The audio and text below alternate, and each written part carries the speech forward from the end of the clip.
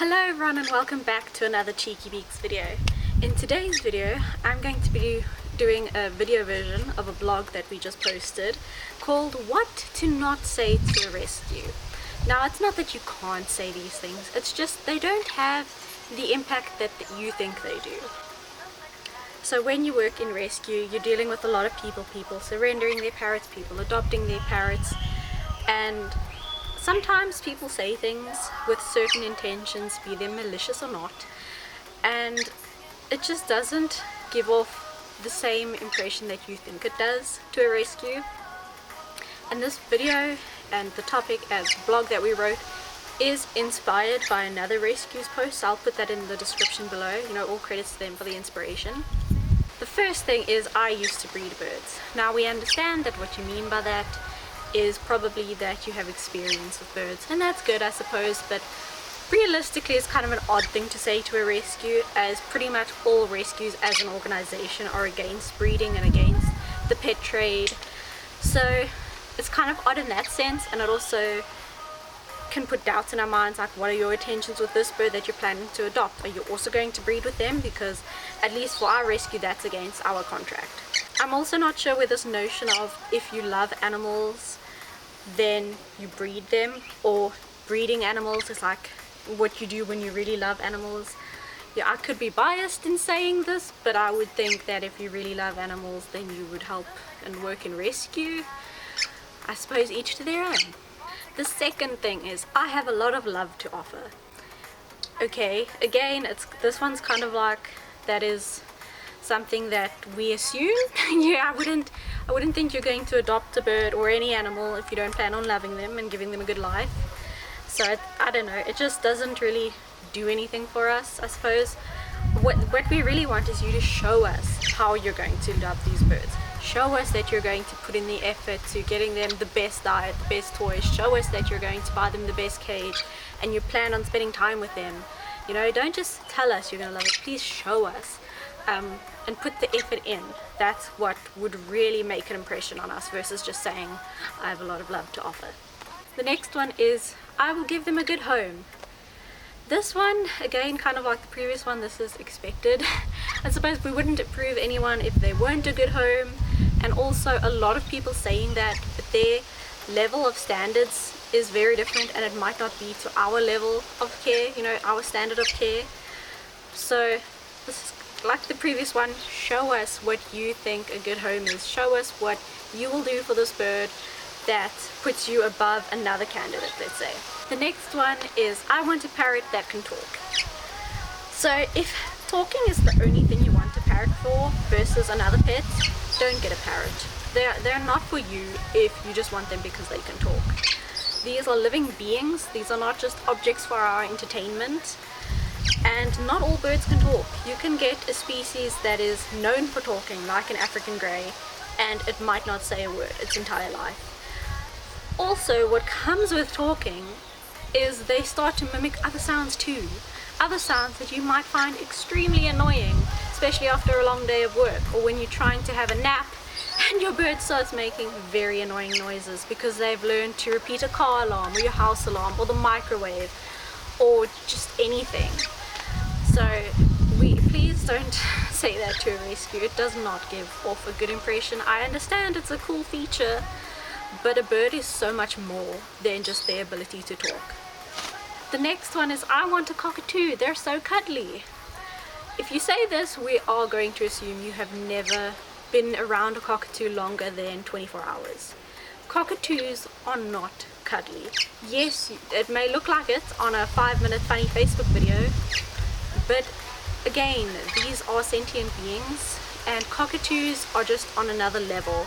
Not everyone is equipped for a cockatoo. And some people may have seen what a cockatoo tantrum looks like and they think, oh, it's fine. It's not going to be fine when, like I say, you've come home from a long day of work, you're tired. It's not going to be fine then. Your neighbors are not going to think it's fine. Also, cuddling a bird shouldn't be a thing.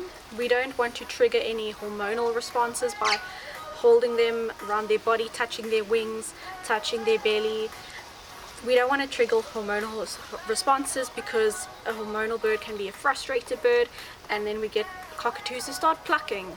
As we know, cockatoos are one of the species that is most prone to plucking, because people just don't understand them, because they see these funny videos and they think a cockatoo is this great cuddly pet when they're really not, and they can do serious damage with that beak if they want to. Again, these are sentient beings. Your cockatoo is not your trophy pet. The next one is my kids want a bird. Now that's fine, you know, when I was a kid I wanted a bird, but when you are the adult and you're applying to adopt, you have to be the one who also wants a bird. Because let's say, what if your kids change their mind? You know, especially if they're young kids, they might grow up, their interests might change. You have to be prepared to take on the care of the bird should that happen. Even if the child does stay committed to the bird, you still can't expect a young child who is legally not even, you know, in control of their own life to be control over another sentient being's life. You really can't expect that of them. Again, as the parent, you are also going to be paying for the vet bills, paying for the food, paying for the toys and everything. You have to be in it 110%. You can't just get a pet because your kids are nagging you for one. So the second last phrase to not say to a rescue is, I have had parrots for 20 years. Great, I'm happy that you have experience. That is a good thing, I will say. However, parrot care has changed a lot in 20 years. So you could have been doing something wrong for the past 20 years. Then what does that experience really mean? So we would like, if you're going to say that you've had parrots for however long, you've got to back it up with showing how you've changed your care over time as new products come onto the market, as new research is discovered. You can't be doing the same care now as you have been doing 20 years ago. I have met applicants who have never had a bird before but have done all their research, and I would trust them far more than some other people who have had a bird for however many years but are terrible bird owners. So the last thing to never say to a rescue is, if you don't let me adopt a bird, I'm going to go buy one. If you would like to support the pet trade, that is your choice. We can't stop you. We want people to adopt that have the right mindset, and manipulating us and trying to bully us to give you a bird is not going to work. Adopting is truly easy if you're just open to learning, open to improving your care if it does need improving, and just being patient with us and being kind. If that is too much for you and you would rather just buy a bird because breeders and pet store don't care where birds go to, that is your choice. We want what's best for the birds, and that is why we have our system. Our strict adoption system is why people trust us to rehome their birds, that we won't just give it to anyone. We won't just give it to the first person who comes along showing any sign of interest. We have to make sure that the people are going to give the bird a safe, secure cage, that they are going to offer the right food and provide veterinary care when it's needed. You cannot just give a bird just to anyone. So how do you impress us if you can't say these things? Be patient, be kind, be open to suggestions, and be open to learning. No one is perfect. No one starts off perfect. As long as we're open to change and open to learning, you can be the best bird parent that you can be. We are all learning along the way, and if you go into the mindset that you know it all and you're not going to change, even if it's for a bird's benefit, then we can't help you.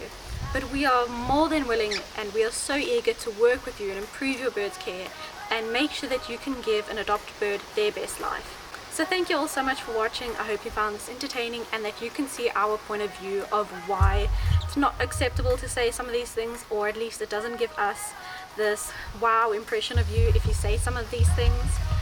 Yeah, this video does come from a good place, and as a rescue we deal with a lot of people.